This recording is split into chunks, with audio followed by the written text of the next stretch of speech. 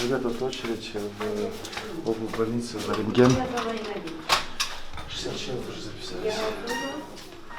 Анан мындай улгайган кишилерди тартып атат.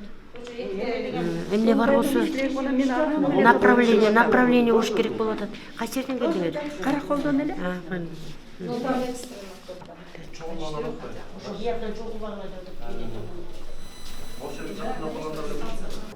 Рентгенге тартылыш үчүн Каракол шаарына түнкү саат 3:30 келгенбиз. Ошондон бери турабыз. Живой очередь. Азыр саат 9 болду. Рентгенге тартылай элекпиз.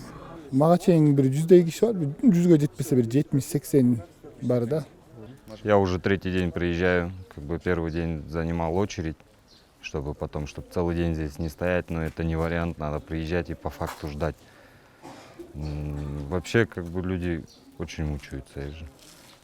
Едешь в облбольницу, там очереди, в поликлинику очереди, здесь очереди. Просто, если кому срочно надо.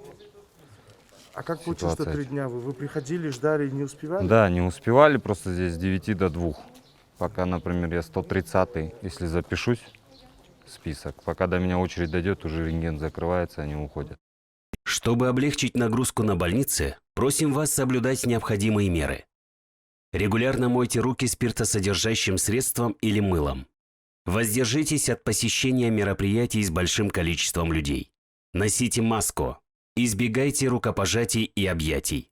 Соблюдайте социальную дистанцию 2 метра.